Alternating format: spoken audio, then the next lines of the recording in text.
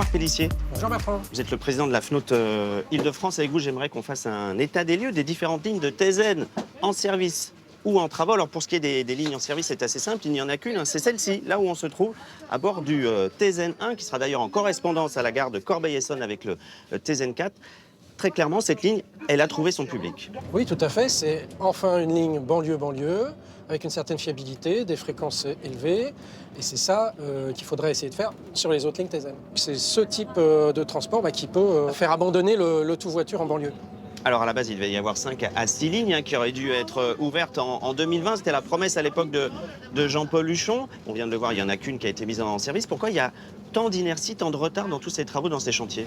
C'est vrai que ces lignes, elles sont peut-être moins portées politiquement, moins visibles qu'un tramway. On a des projets en voirie où il faut négocier avec chaque commune traversée. Il y a des désaccords, il y a des blocages. Et puis après, on a des procédures qui sont assez lourdes. Et puis des fois, les financements qui ne sont pas au rendez-vous. Donc tout ça fait que ça s'étale énormément dans le temps et beaucoup trop à notre avis. Alors prenons ces lignes une par une. Commençons par le TZN2 qui lui doit relier Carré-Sénart à Melun. Les travaux ont débuté en 2016. À un moment, on estimait pouvoir avoir une mise en service en 2027. Mais ce calendrier n'est plus le bon. Sur le TZN2, le département de Seine-et-Marne et les collectivités ont choisi de faire par petits bouts.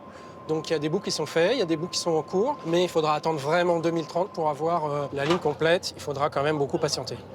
Autre ligne TZN3 entre Paris et Livry-Gargan. Là, on parle de 2028 comme mise en service. Est-ce que c'est toujours le cas? Mais je crois qu'il y a de nombreux problèmes sur cette ligne encore.